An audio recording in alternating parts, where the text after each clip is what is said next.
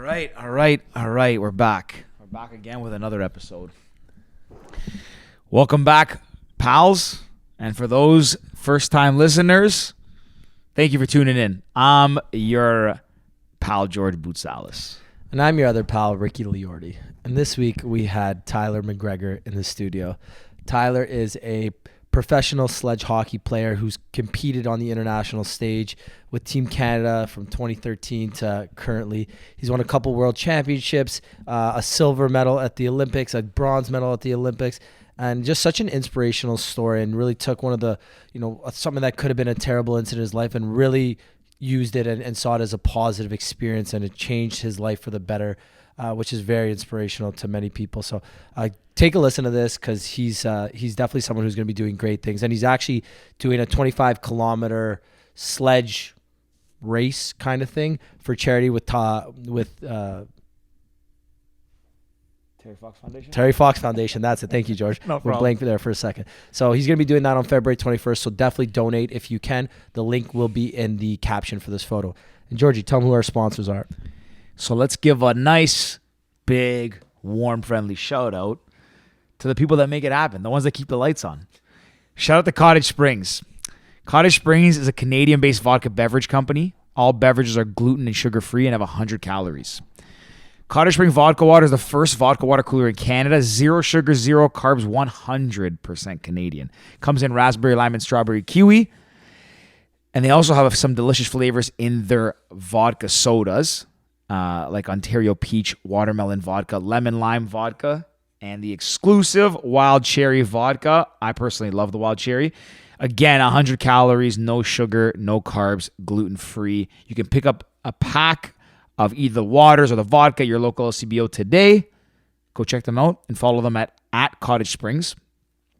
We'd also like to give a shout out to our sponsor, Cast, the objective assembly of public opinion that is reshaping, revamping, and reintroducing honesty, objectivity, unique opinion, diverse discourse, and equality to social media.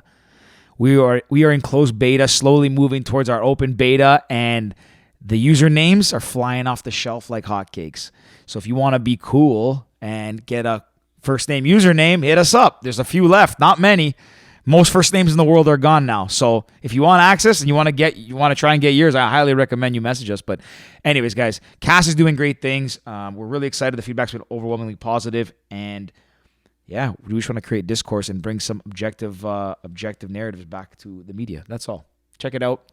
Hit us up in the DMs or at Create Your Cast, www.createyourcast.com, and my pal Richard LFG. Let's freaking go. That's right. Like, we get to meet cool people who are like-minded and just have a good time. Yeah. And we always, even when Jordan came on, we'd always say, like, what do we look for when we want to bring on guests? And we want to bring on people that have cool stories and people that we want to sit down with and chat with for, an hour plus. So I guess that leads us to bringing you on, and obviously, fun guests. Olympians are obviously a big part of what we do and who we love chatting. Me personally, Rick's got crushes on Olympians. The biggest hard on for Olympians. Everyone out there knows that. Yeah, basically everybody. But welcome, buddy. It's good to have you on. Thanks for having me. My pleasure. Keep the mic a little bit closer. Yeah, pull it. Okay. We good? Yeah, I got you. Okay. All right. Thank you. You can move it too and everything if it gets in the way. Yeah, thanks for having me. I'm excited. This is my first podcast, as I was saying earlier, so I'm pumped to be here. Love it. Podcast virginity. Yes, sir. Well, you just had this nice unboxing we did, and that's pretty dope. So obviously listening to it, you're doing something with Terry Fox.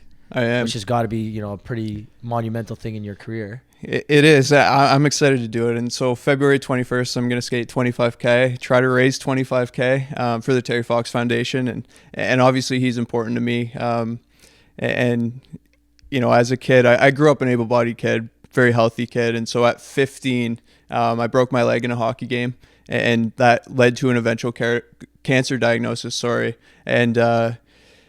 And within weeks, I found out I'd do an 8-month chemotherapy protocol, and then shortly after, found out that my leg was going to be amputated above the knee. And so, obviously, I was in my OHL draft year. So obviously, at that time, it was it was heartbreaking, devastating, and I can't even begin to tell you the emotions that were kind of flowing through me at that time. And honestly, I give my parents so much credit, because I was 15, kind of just going with the flow. I can't imagine the stress that would put on parents. Yeah. And so obviously that was life changing. And I always tell this story because when I was diagnosed, doctors would always say, would tell me that I had an 80% chance of survival, and they would compare it to, I guess it's been close to 41 years now since Terry Fox did the Marathon of Hope. And at that time, our cancers were very similar. And so at that time, he was given a 20% chance of survival. So basically, with his impact, it's allowed me to basically be alive. And not only that, but to continue to play the sport that I love. And yeah, I mean, the least I can do is continue to try and honor his legacy.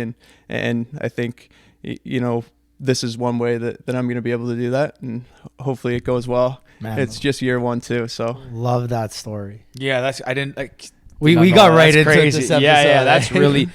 I mean, for starters, I can't even imagine what that's like. I mean, that circumstance happening at any point is got to be tough to handle for any human being. But when you're young and your whole world is hockey, and you're going to the show, or the potential to go that far.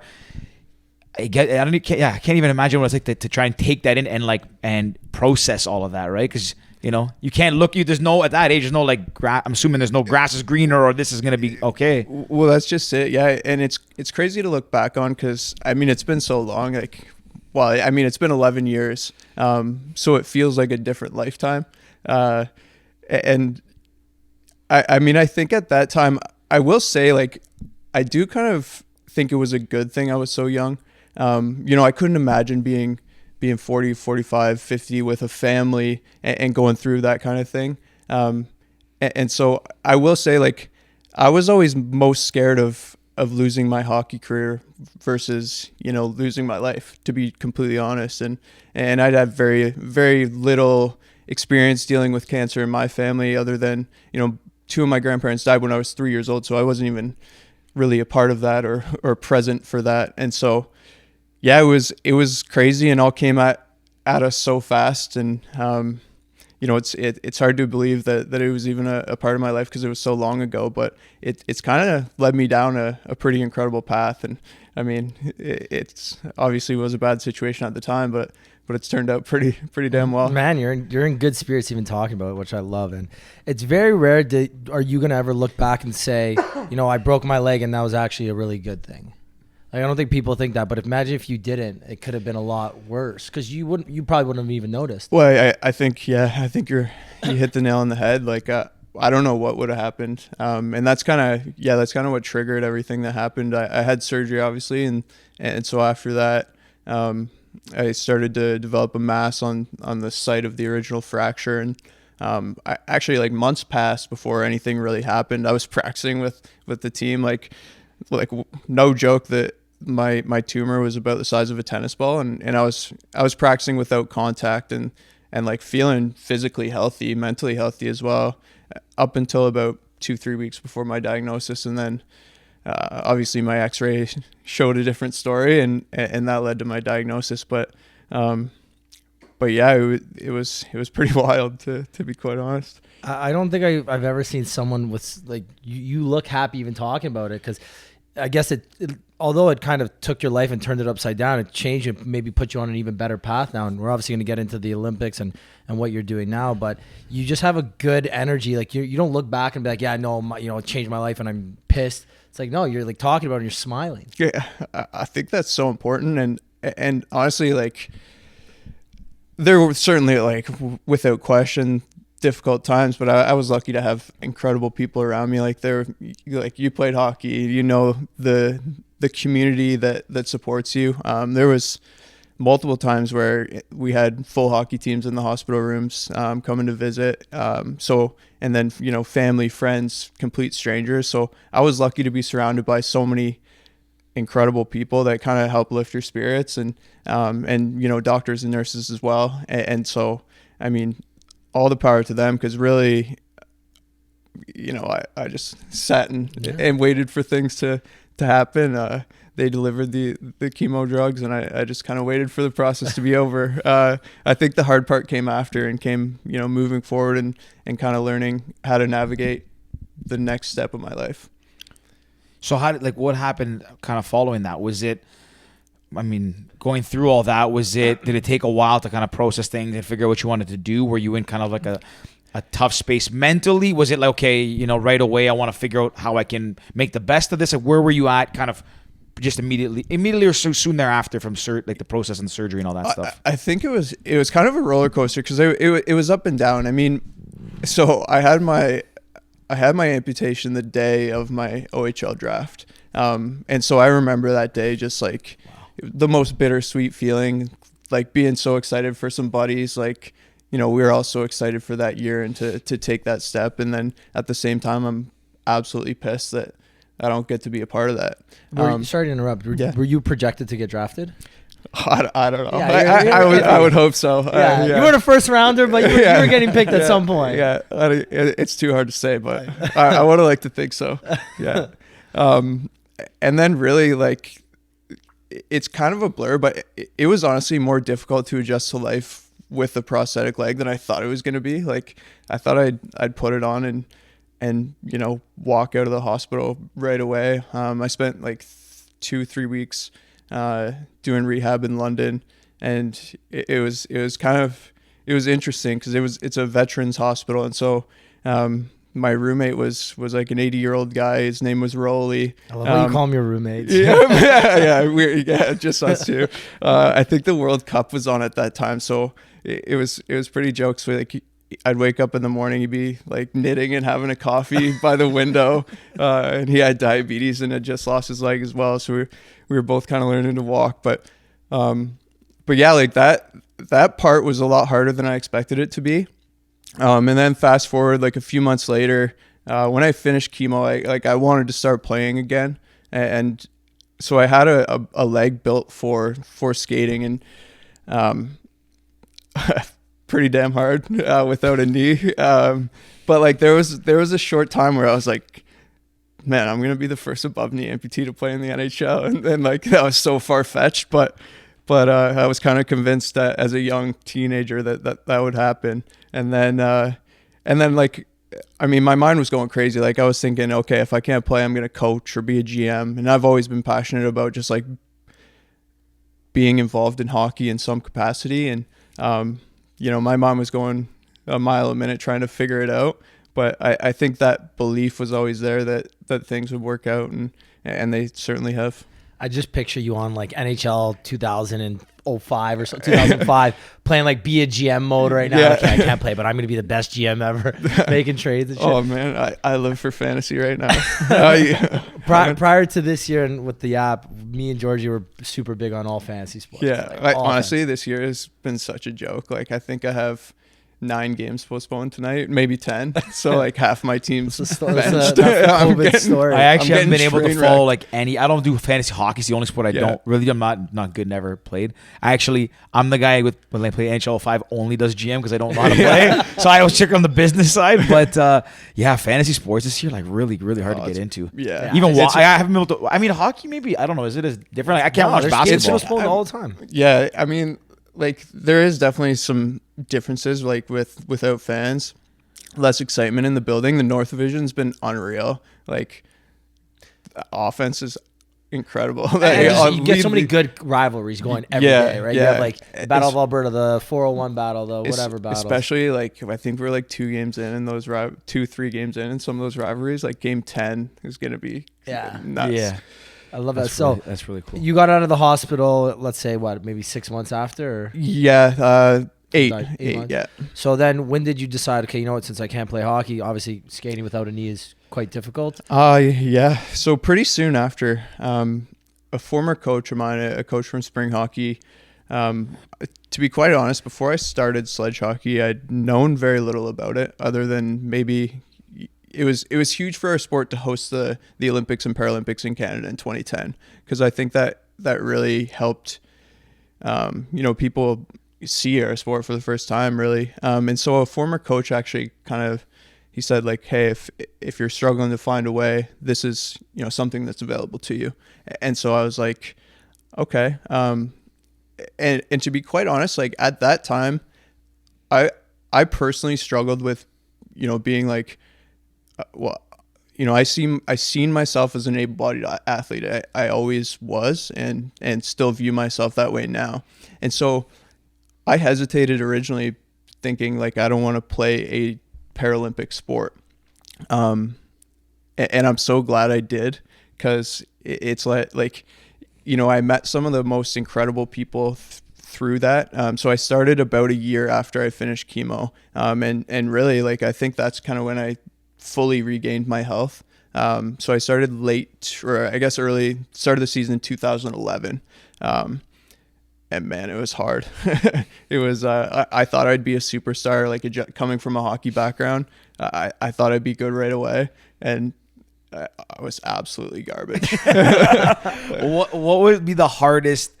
What's the biggest difference? I mean, obviously it's a more upper body than lower body. Is that a fair, like? Yeah, it's purely upper body and core. And so like one thing right away, is I had like terrible use of my left hand. I'm right hand dominant, obviously, as a lot of people are.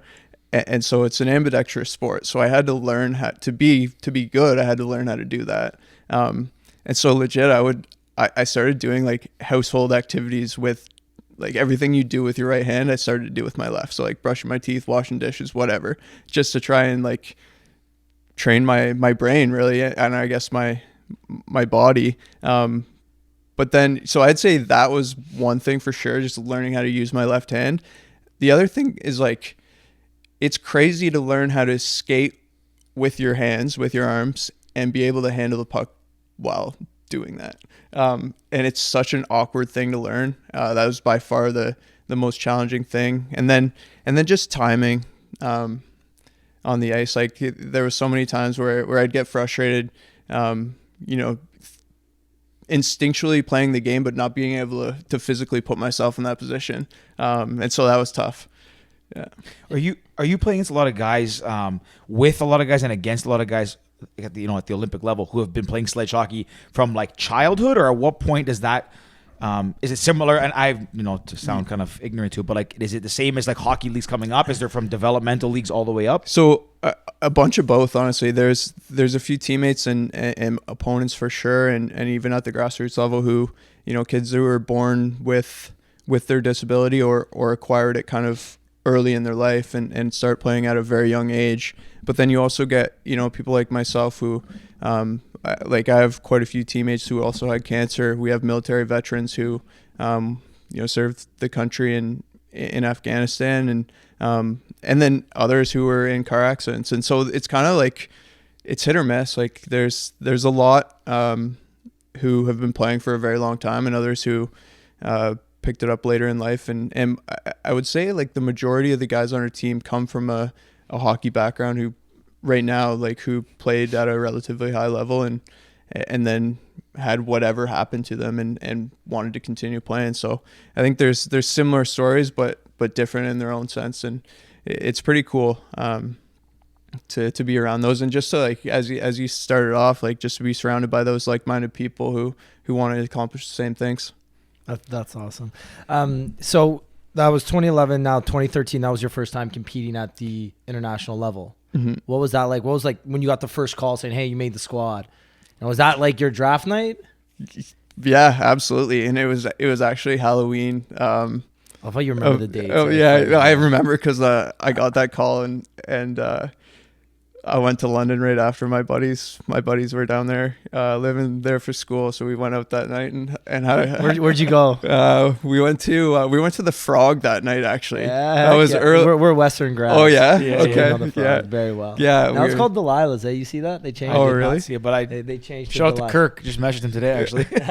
Shout out Kirk. Yeah. So they just named it Delilah's. But anyways, you went to the Frog, got the call. That's obviously super exciting. Yeah. It was unbelievable. And like, especially being I guess I would have been 17, 18 at that time. And so playing on a men's team, I was kind of like, what the hell? Like it was a whirlwind really. And I mean, we the following month we had a tournament in Calgary, and so that was kind of my first international competition. And then later that year, it was pretty, like, I never thought I'd end up playing hockey in South Korea. And that was my first World Championships. And our team hadn't won in a World Championships in 5 years, I think since 2008. And yeah, like, obviously my role was different on the team at that time. I was a younger guy. I think I played 2-3 shifts in that gold medal game. But it was still, like, unreal just to be a part of. I remember it so well. There was South Korea at that time, obviously not a traditional hockey nation. And so there was like 12, 15 people in there, and most of them were like Canadians living abroad teaching, just going absolutely banana land. So it was pretty fun. And then we had quite a night that night.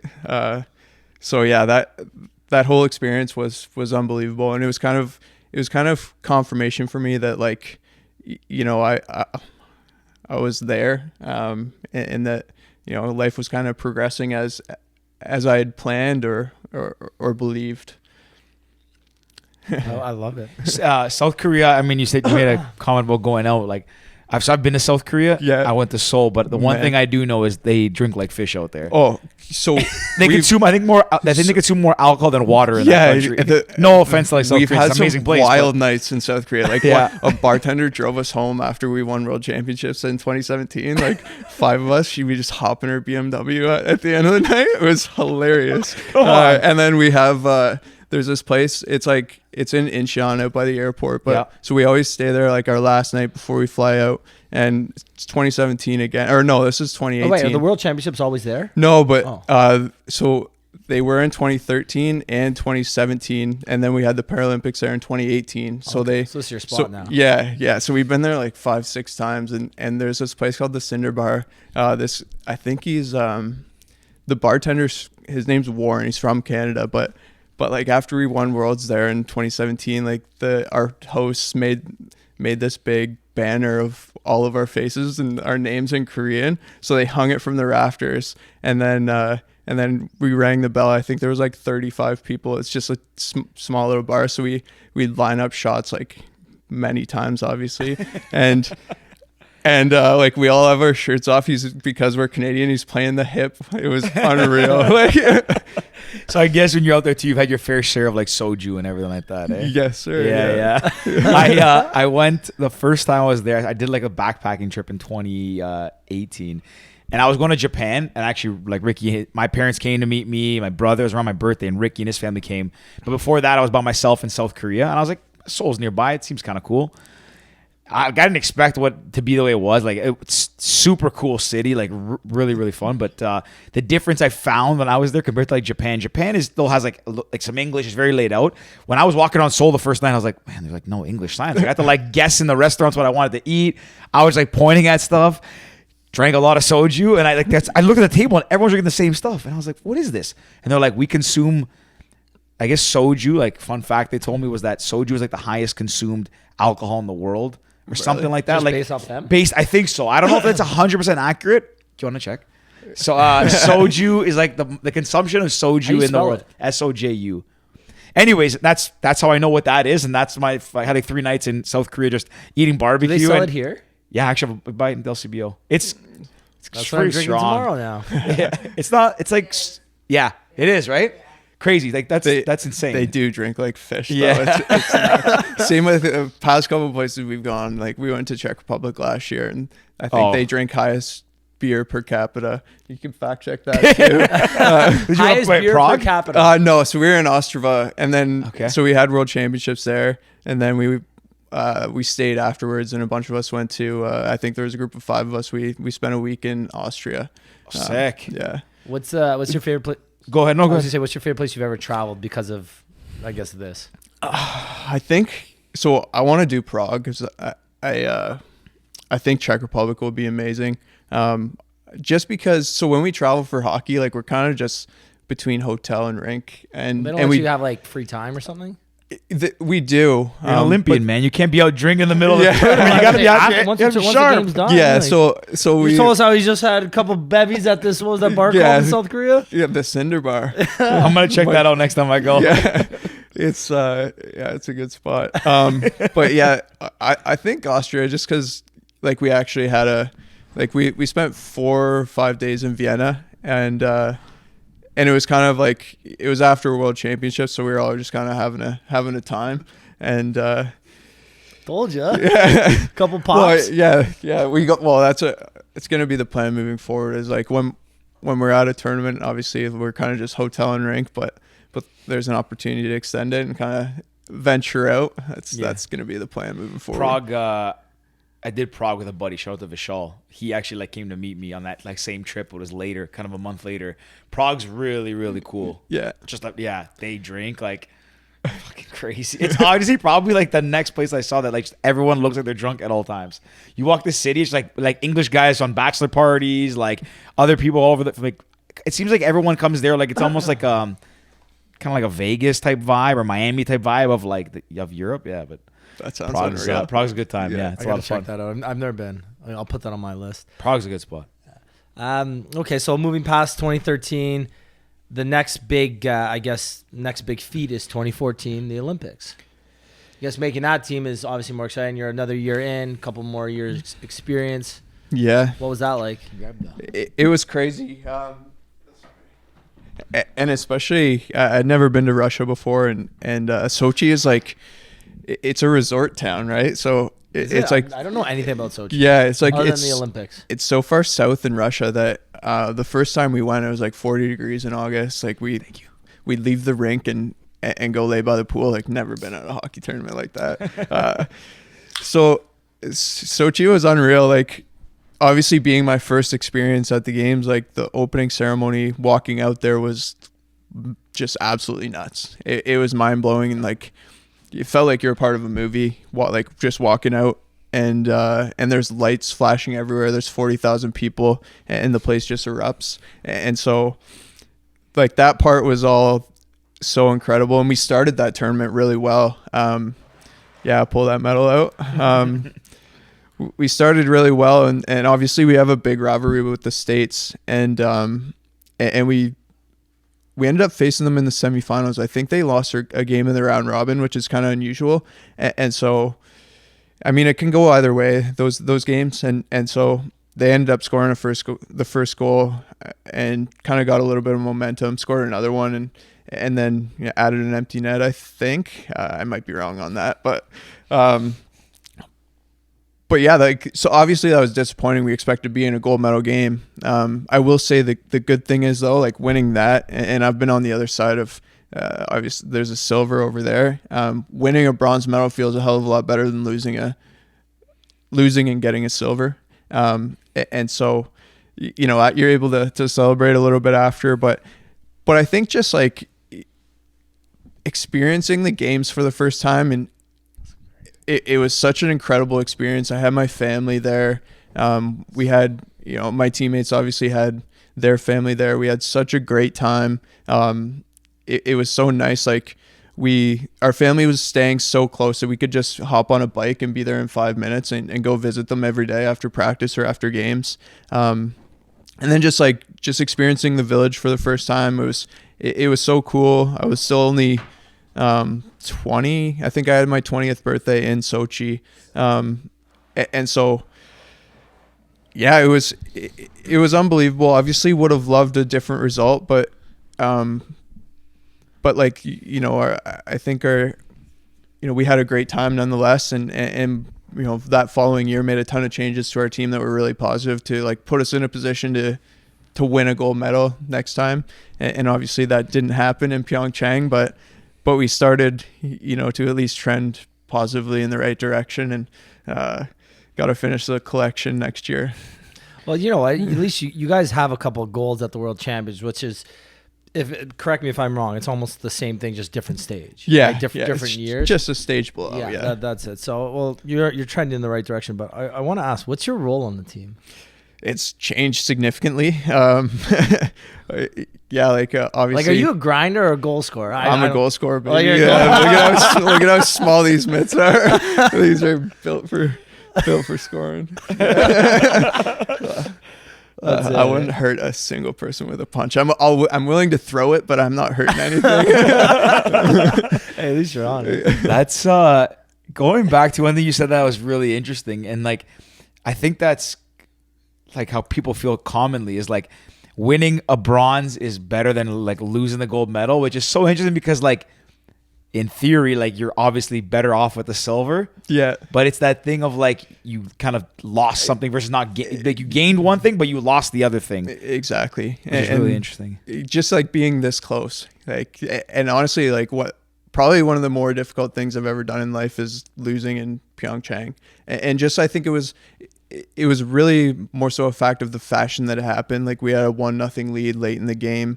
Our team hasn't won a Paralympic Gold since 2006. And so we were literally this close. And again, for myself and for all my teammates, it's like, that's something that you've worked for and dreamed of for so long. And we were 37 seconds away from winning and they tied it up. And then we ended up losing in OT. And like, I think it's just like, a matter of like seeing stars and like, seeing it unfold in front of you. And then it's just ripped away from you right away. I think versus like, honestly, a bronze medal game is tough to play in as well. It's hard to get motivated for. I remember like the day before our practice, before our bronze medal game, like our team was like, we were throwing punches in practice. Everybody was absolutely miserable to be there. You just like, you don't want to play in a bronze medal game, but when it's over and you win it, it feels good. Yeah. And you're still able to celebrate. I mean, not saying we can't celebrate a silver. We certainly did, but yeah, It's just different. Yeah. It's kind of that like, it's really interesting to think about it from that perspective, from the mental state, because for a gold medal, you are so riding so high, and then I'm guessing to end up with a silver, it comes down like this. Whereas vice versa, you're so low for the bronze, and you win. You're like, oh, sick, we got this now. Yeah, like let's go have some soju and let's go party. That's exactly it. Yeah. One thing I wanted to ask earlier was the dynamic in a for a sledge hockey team versus your hockey team before. Is it? I guess is the group in the sledge hockey team, because you said there's like veterans, there's guys who come up in the sport and not. Is it more like, is eclectic the right word? Like, is it different dynamic? Do the careers go longer? So there's a lot of different ages. Like, what is the dynamic like for a team makeup? Yeah. So we currently have a player on our team who's 39, and our youngest player, I believe, is 18. So. Wow. There's obviously a huge age gap there, and we live all over the country too. So we're scattered all over the country, and we do have a good nucleus of players in Ontario, and we're very lucky for that. And then we travel like once a month, and so honestly, like one of my roles right now. So I kind of got off track there, and when you asked that question about roles, but like one of my roles right now is trying to figure out how to bring everyone together. And I will say, like, honestly, I've played on a lot of teams and things change year to year. Like right now we have a very tight knit group. And it's just a matter of like, how do you continue to build on that? And so obviously that's been even more challenging with, not being able, we haven't been together as a full team to travel in 11 months now.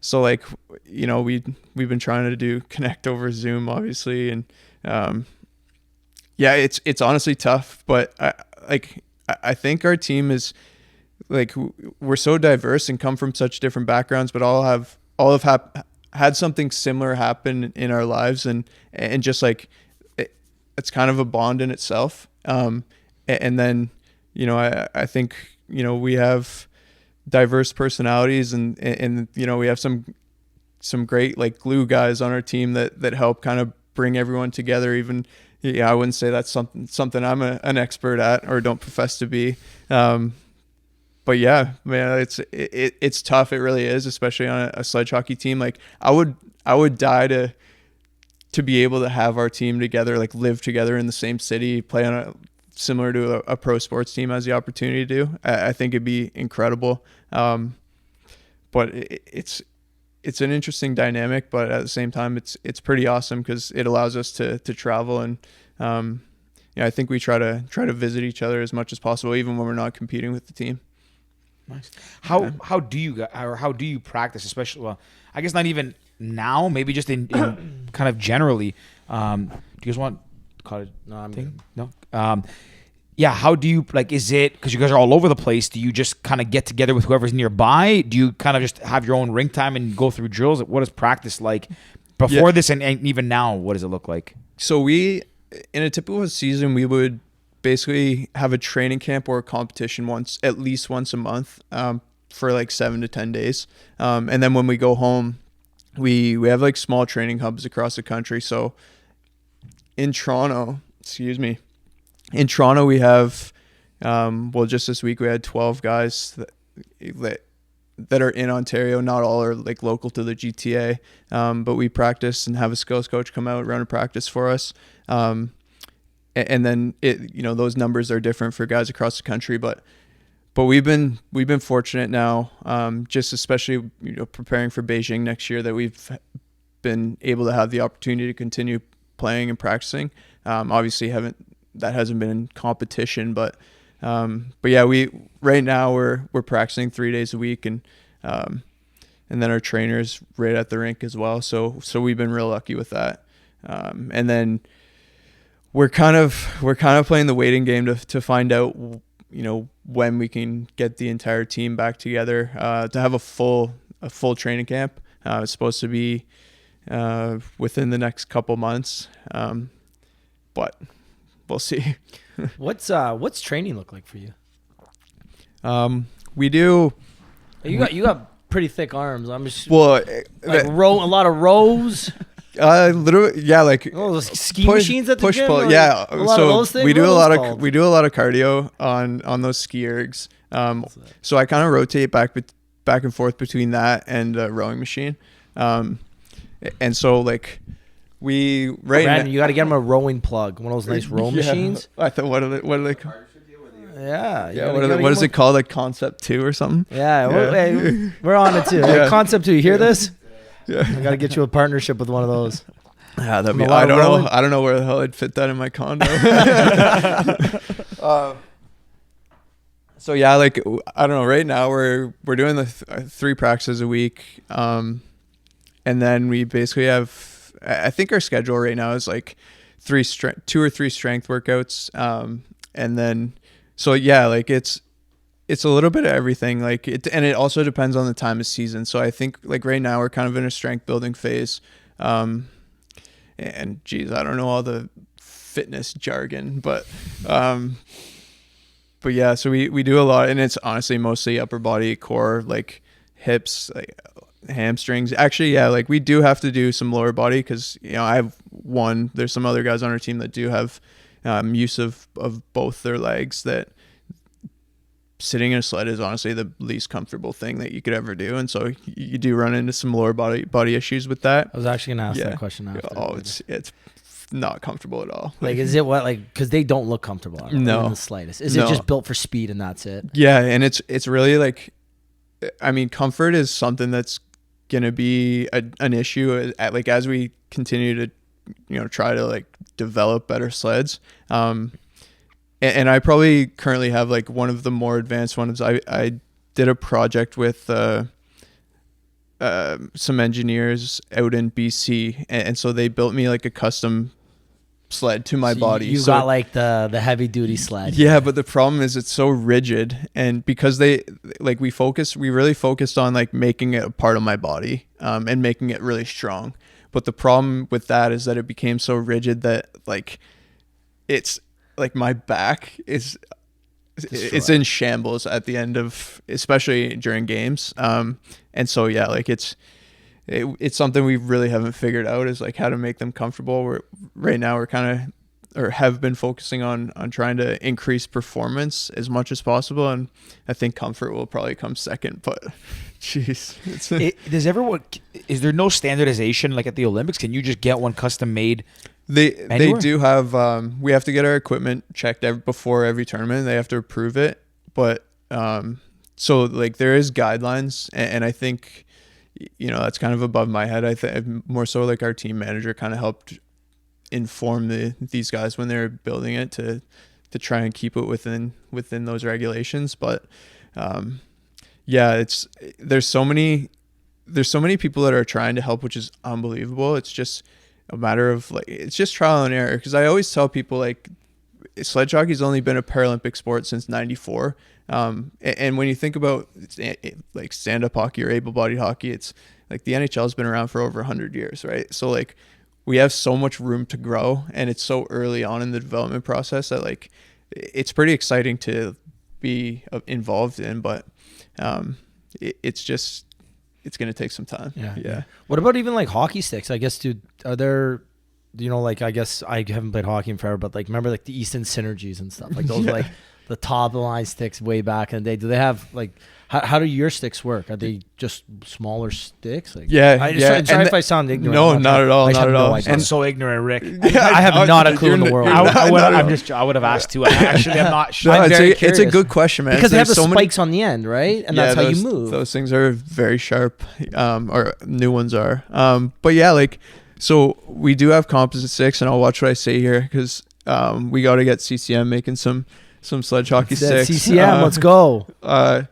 And so like basically just like they're obviously shorter, and the lie is different.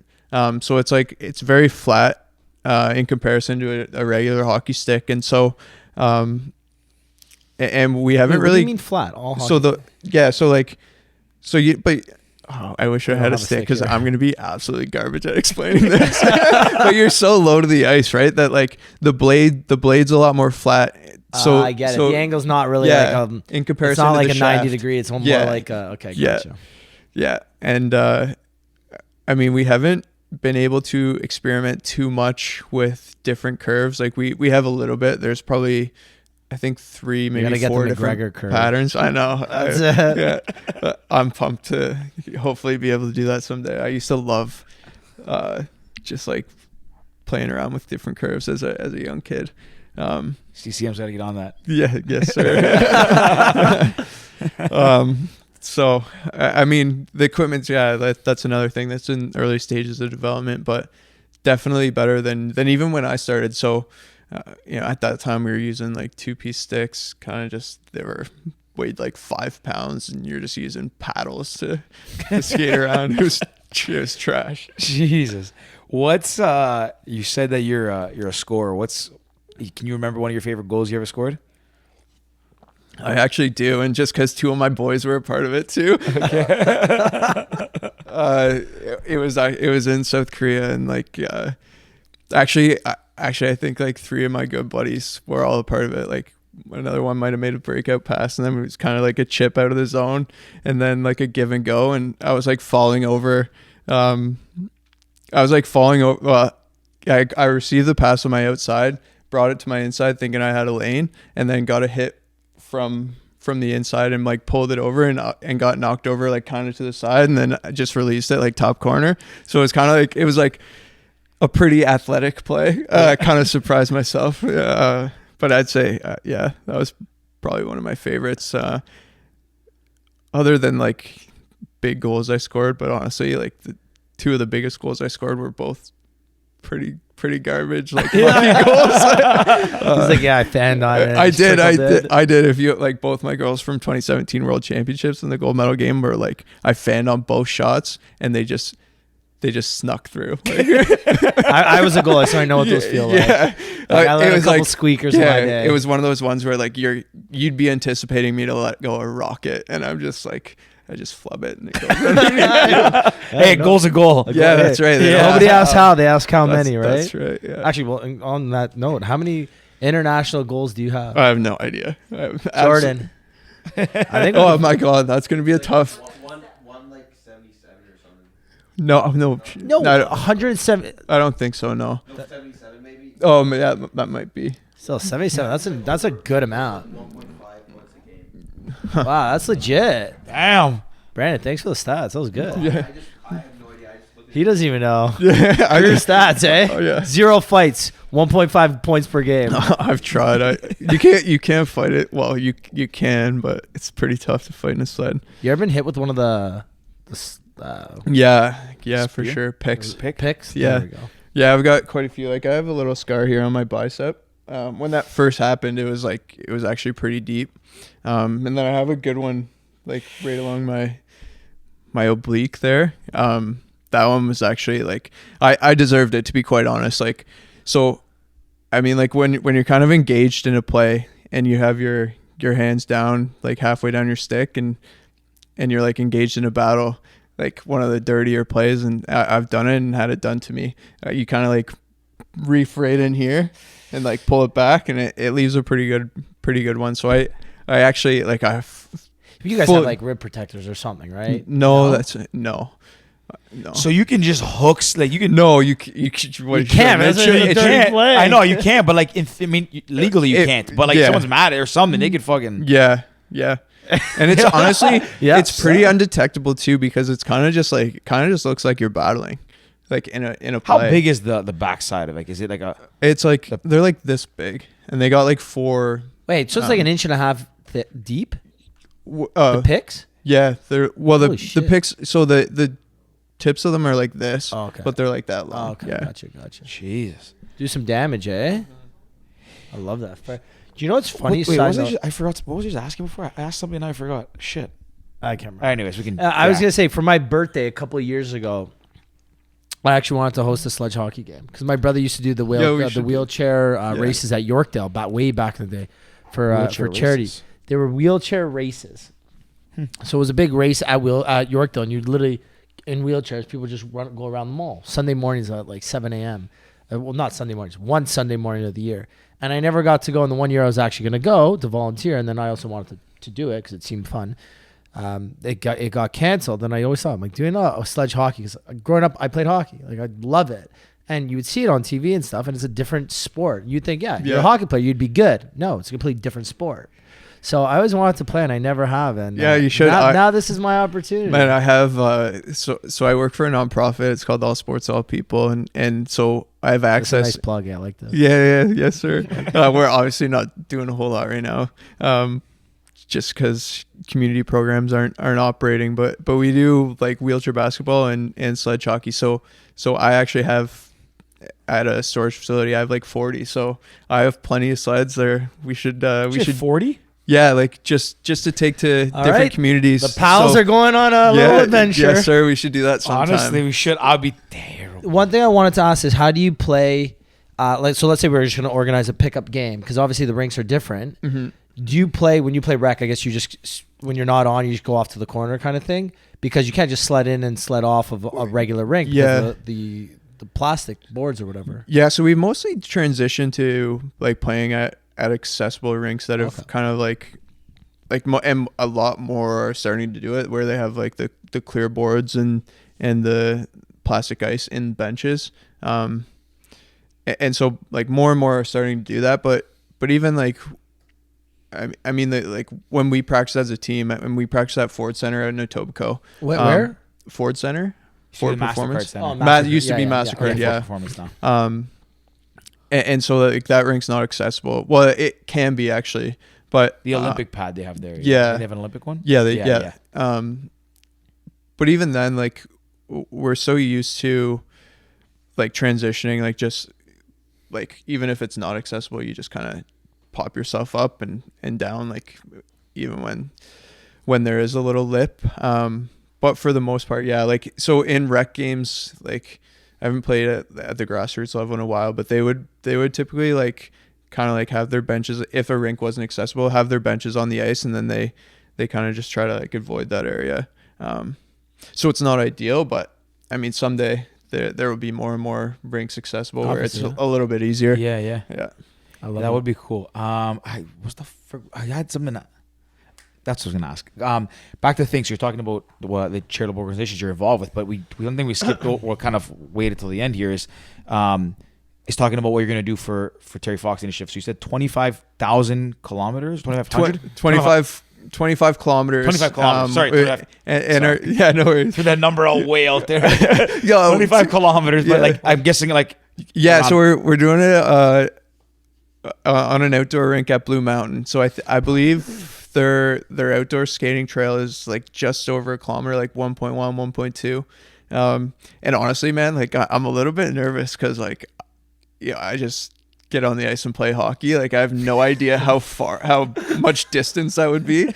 I don't train for distance, so I'm nervous. I think I'm going to be absolutely gassed. When are you doing this? 25K is a lot of February 21st. February 21st? So I can actually, I mean, I don't know. Do you want me to tell you kind of roughly like the distance? It's kind of like if you went probably from the CN Tower.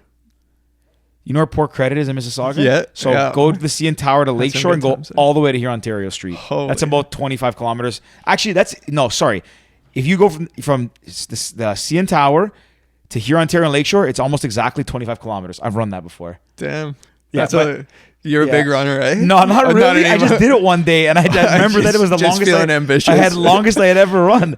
You know what? It's downhill there going back. So a little. I'm if nervous. I knew how to do this, man, I'd do this with you. Yeah. I just like this sounds awesome. It sounds like it's right up my alley. Could probably. Yeah. There's no way I could do 25. Not 25. This is You ran a marathon recently without. Yeah. I'm not saying the same thing, but like.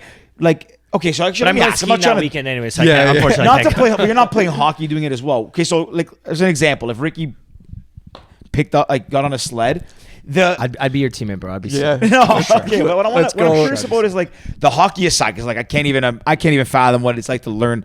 Like you were a hockey player before, and you said it's hard. I mean, I'm not terrible. Like you had one good hand that knew how to shoot. You have to teach your other hand how to shoot. Yeah. Completely different. But in general, just the mobility on a sled, when you get on the sled, like does it balance? You have to balance yourself. Is it balanced when you're on it? How hard is it just to move in general to get going?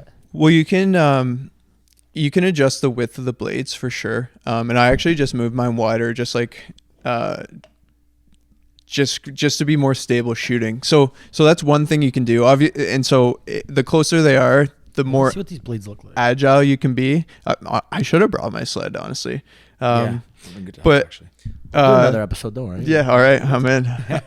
We'll get that before we get that goal. We'll get another one, and then following the goal. I'm in. That sounds good. And so you can adjust the width of your blades to make it easier to balance. But that makes like the wider your blades are, like you're turning a yacht at that point. So, that makes it more challenging to do other things in a sled. So like it is a lot of core strength and stability. But typically, like the rule of thumb is like when you're sitting in your sled, you want it to be at a height where your knuckles touch the ice, so that you can kind of help yourself balance that way and use your hands. So yeah, like I mean, we'd start you off in like a sled with, not a ridiculous, like probably blades of like 2 inches. So you can, wheels on a couple. That's the stick, by the way. That's what he meant by it's almost flat. Yeah, like. Yeah, I know what you mean now. It's almost, like it's almost like just straight all the way. Because when I shoot, like my knuckles are almost touching the ice, and like, and so like part of the technique in shooting is like my knuckles are touching the ice, and I use the pick to pick on the outside of my shin pad to use it as leverage and get more power. Do people do that, or is that like a you special? No. So it's almost like you're like a cantilever kind of thing. You jam it in like kind of. Yeah, you just like lock your wrist as much as you can, follow through. Pick like the outside, like right around your knee, and like you try to use that as leverage. And that's sick. I would be terrible. I would think I would. Well, that's what I was curious about. Sorry to go back, and like I wasn't saying like you could just go and do 25 kilometers just like that. I would imagine it would be like hard for somebody who's a pro athlete doing this. But I feel like someone like you, if I could, if it was like okay, would I put money on someone in this room to do it, just no training, like. You're always in for a challenge. If I wasn't busy, I would honestly. Yeah, it's always. You know what? I guess I'm saying he's always up for a challenge or trying something that he's never done. Well, especially if it's for charity, like a sporting event for charity. That's like my bread and butter. You know what I mean? Like, whirly ball tournament. Sure, here's my $200, and let me play my 3 games, and let me have some fun. And that's it. If I have a couple pops and bevies at the end of the night, even better. Yeah. Like I did the Ride to Conquer Cancer 2 years ago, 200K, 2 days. And I have a decent bike. It's not great by any means, but I didn't really train for it. 'Cause I'm fucking riding a bike. Yeah. If I get tired, I just go slow.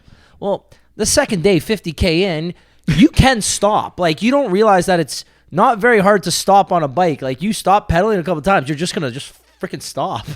And that's what happened. My knees were killing. I'm like, I'm only 50K in. Yeah. I can't even imagine what that's like. Yeah, and my, 200K, my knees are hurting, nuts. and then it's like, oh, I'm going back, and it's like, I'm on my third. But then you see like a little girl ride by you with the yellow flag, and the yellow flag means they're a cancer survivor.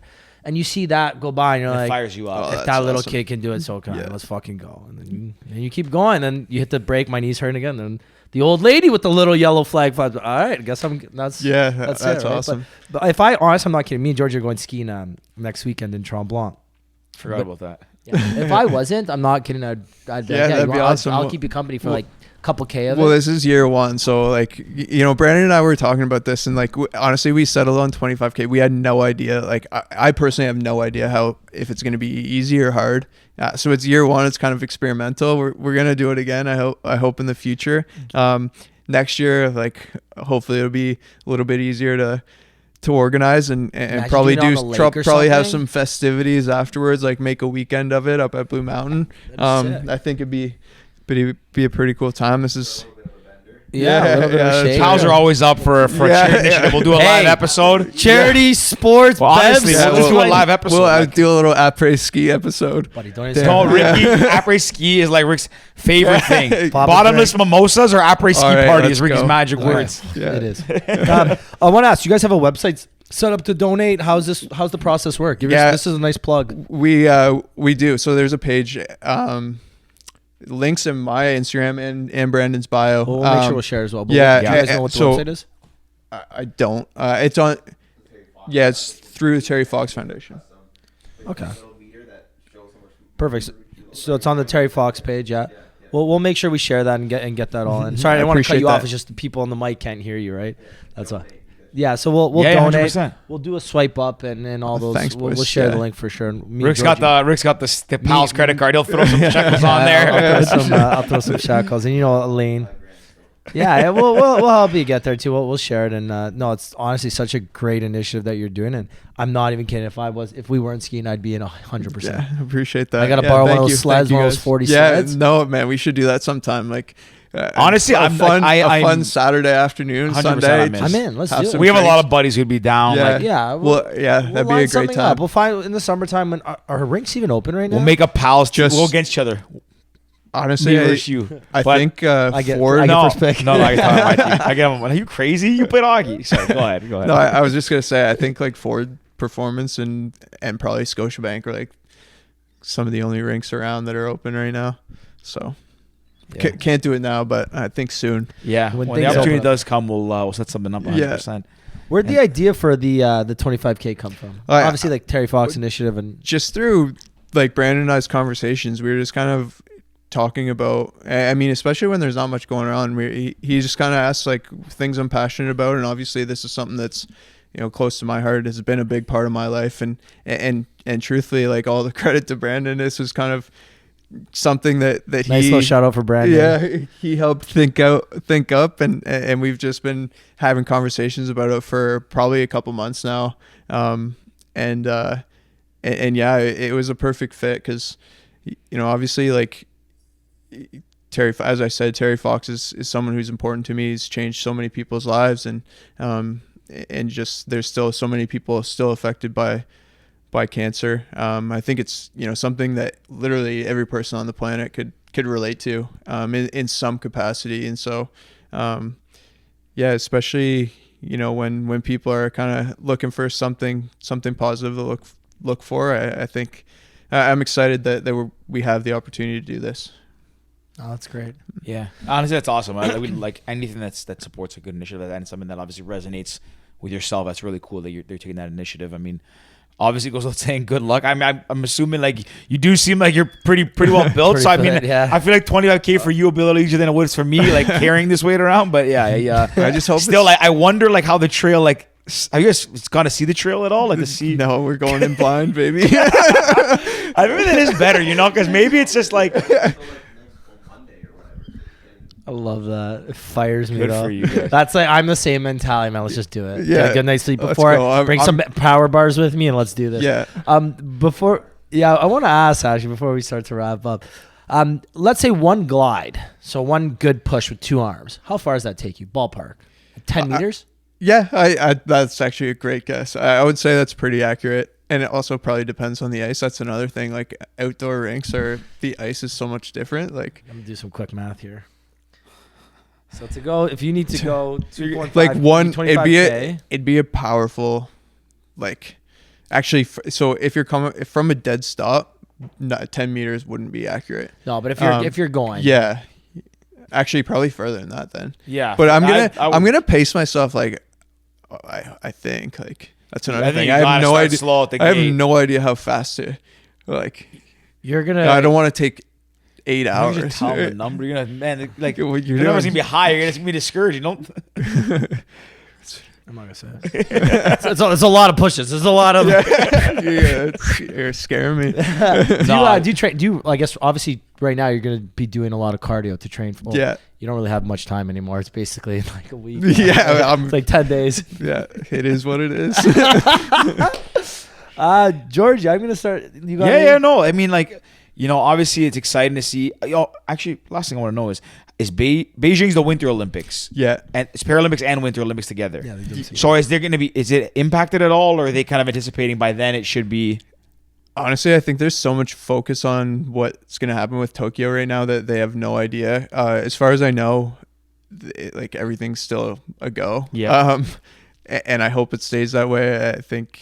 I feel so bad for the summer Olympians and Paralympians that are kind of just in limbo right now, trying to find out what's happening. It's kind of cool that there'll be summer and winter like right back to back, Like 6 months apart. Yeah, that's Because the Winter unreal. Olympics are always in the beginning of the year. Yeah. Yeah. But I think everything's looking good as of right now. I think they're going to go ahead. I'm pretty positive they will. And I'm excited about that. Yeah. I can't wait. Fired up, eh? Yeah, man, it feels like 4 years goes by so quick. And like as Olympians and Paralympians, you kind of live your life in like in 4-year periods, and those 4 years always fly by. And then there's so much build up, like especially the 1 year leading up to it. And then it's gone like that. But I'm so excited. Like I think everyone kind of gets better and better, just being more mature and like having a better understanding of what you're walking into. And then just being able to enjoy it more. Yeah. So I can't wait. Like I think we're gonna win first and foremost, and it'll just be nice to experience it. I've already got my Team Canada jacket. I've got Hell a yeah. jersey. George, show my jacket there. Oh, Should we go we were in Beijing. We went. You kidding? Oh yeah. We went. So that time we went to Tokyo. So I did Seoul to Tokyo. Rick came, and then Seoul to Shanghai, Shanghai to Beijing, Beijing to Japan. Look at this. So I've done sick. that part of the world. Yeah. I'm a Team Canada athlete right now. Look at that. All right, Oh buddy. damn! I'll get you boys a jersey. Oh, heck yeah. that'd be Heck sick. Yeah. Yeah, but honestly, we talked about it. Like We got maybe Johnny going Moe as well.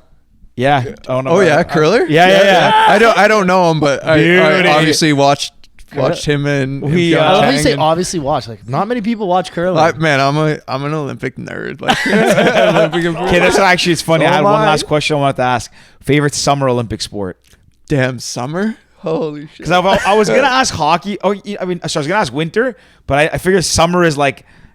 Let's figure that one out first, because I mean, like, I think like the track and field events are sick. They're so Yeah. exciting, and like especially being in those massive stadiums. I think I'll go off the charts here. Like I think one of the events that I respect the most and must be just absolutely grueling was a decathlon. yeah. Jesus, like I couldn't imagine, man. Like that'd be so hard to prepare for. Like, what do you focus on? What do you focus your training on?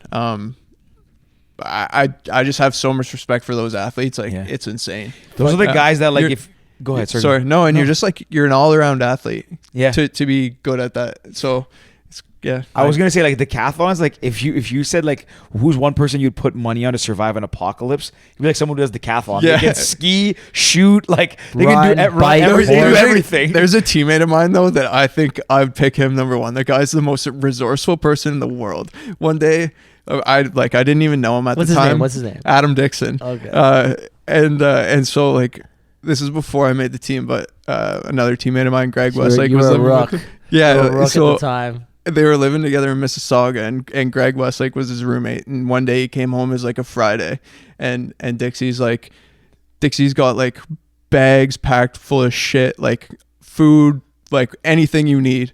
And apparently Greg's like, "What are you doing?" He's like, "I'm gonna hitchhike." He's from Midland, and they were living in Mississauga. He's like, "I'm gonna hitchhike home." He's like, "I'm just gonna try to get home." And he's like, Greg's like, "Well, what if you don't get a ride?" He's like, "Well, I got my food packed. I'm gonna walk the whole way." He prepared for like a full weekend of maybe having to walk from Mississauga to Midland, and then apparently like a couple hours later, he called Greg, and he's like, "I made it home." He's like, "I got picked up within 5 minutes, got home to Midland within a couple hours." Shut up. So like that guy can do absolutely anything, like learn anything. I think he could survive whatever. Love that. Dixie. Yeah. Everything happens if there's an apocalypse. We're coming to find you, buddy. Actually, a work colleague of mine, and I used to swim with his son Giulio Bonomo. He was he didn't make the Olympic swimming team, but he swam at Carleton or University of Ottawa. I can't remember. Really good swimmer, like almost on the Olympic swim team. So once you hit like I think 23 or something, if you're a swimmer and you're not making it, by then it's tough. So he switched to what's when you do 6 events. So Heptathlon or that's seven. So that's what he does. He does the okay. 7 actually. And the way he trains for this, I asked the dad. I was like, how the hell do you train? He goes, well, 3 days a week it's swimming, but then also 3 days a week it's running. Then 1 day a week it's horseback riding. 1 day a week I think it's fencing. I think fencing's in heptathlon. Jeez. I have no I- idea. I actually you don't hear know. this Jordan, training what schedule? sport Sports you you got? got heptathlon. Yeah. All track and field. Yeah, I don't think so. Because I'm pretty sure it's horseback riding. Because I see pictures on Facebook him riding a horse, like looking legit. So Jeez. I don't think he does that for fun at this point. I think he's like training for it. So unless I'm talking about the wrong athlon, but anyways, irrelevant at this point. But yeah, he's a crazy athlete Yeah. too. I think that's about it, Tyler. Buddy, appreciate you coming on. Yeah. My pleasure, boys. Thanks for having No, me. you're This was beautiful. awesome. Yeah, glad you came Yeah. on. Glad we got to. Hold on, wait, let's before we get Yeah. there. It is 100-meter hurdles, high jump, 200-meter sprint, long jump, javelin. So it's all javelin, running track and field related. Okay, so Jeez. maybe it's something else. Maybe it's the other one. That's Yeah. the decathlon then. Yeah, probably. I don't. Maybe I'm just wrong. It's okay. I really miss the I don't- Olympics. I have I can't no wait to idea. watch. I really am fired up. So do you know what's funny? I love Olympians obviously, and all our listeners know. Tell this. us again. 12th time But, today. I actually watch the Olympics. Like I follow it when it's on. I every morning I check to see who won the medals the night before, and even the sports I don't really care about, I actually end up like not all of them obviously, but I watch the highlights for every Olympic sport. Basically. Yeah. You know what we should do? Assuming that people can socially gather and do that, we should have an Olympics viewing party for everyone here. Done. That'd be unreal. Because we've been fortunate enough to have like people like yourself and like So a many. wide range of Olympians on this, and like I don't know how we've been so lucky and fortunate, and everybody who's come has had the crazy stories and such different backgrounds, upbringings, like what sport they're involved in. I think it's so cool. And I mean, we've been saying like we wanted to go to Tokyo like last summer. Obviously, it didn't happen, but you know. Hopefully we can be in attendance because like Ricky and I don't need an excuse to travel or attend a sporting event. But if not, we'll have it playing here for sure. And Yeah, I think it's something everybody should experience in their lifetime. Like the games are, the vibe during those 2 weeks is so crazy, and especially like it's such a different perspective too from a fan's point of view. Like my parents and my sister and her fiance, they had an absolute blast. Like they have such a good time. They're partying the whole 2 weeks, doing whatever, like going and watching whatever sport they want. It just seems like such a time. Heck yeah. So like I think everybody, I wish everybody had the opportunity to go to a games at some point in their life because I think it's obviously an unparalleled experience. So Yeah. you guys should definitely do that if the opportunity arises. 100%. The opportunity will arise. If it's Yeah. not this upcoming Olympics, It's the next, next yeah. one. Well, 2022, hopefully we're okay. But And if not, 2026, I'm there. Yeah. anyways, this has been a blast.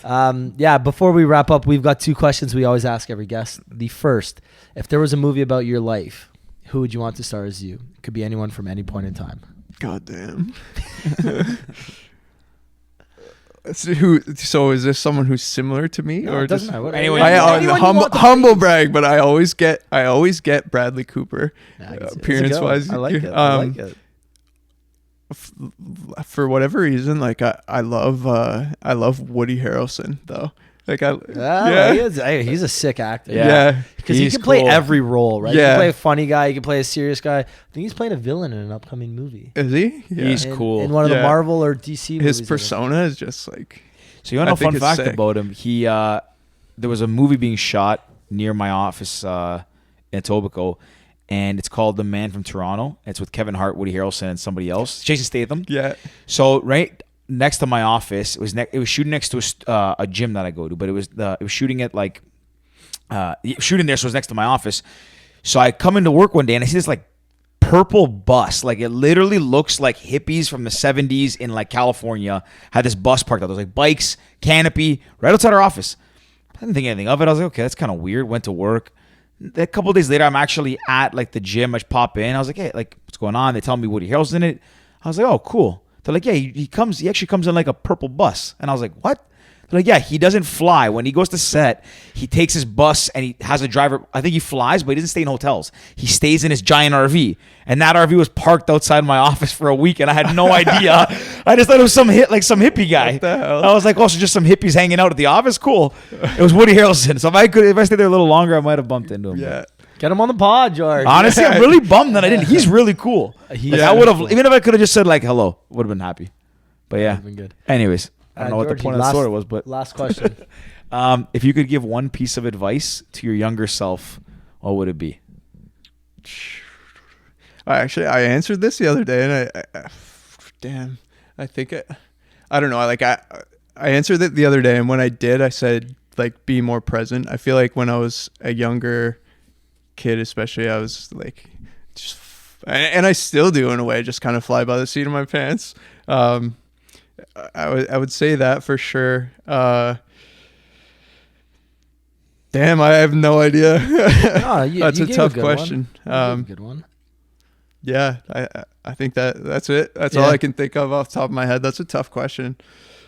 I actually that advice is really good. I honestly, that kind of resonates with me. I'm very much the same. I actually Yeah. used that saying once on this episode, and then Rick's like, "What was that?"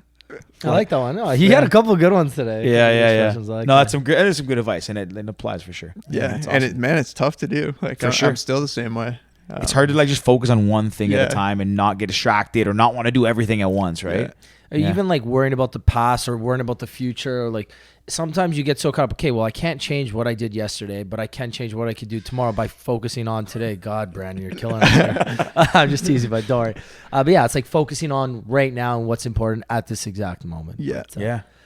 Again, thank you for coming on. It's been an absolute pleasure. If people want to find out more about you, what you're doing, the Sledge event that you're going to be doing, where should they go? How can they find you? I'm on Instagram, Tyler McGregor 8. I guess same on Twitter.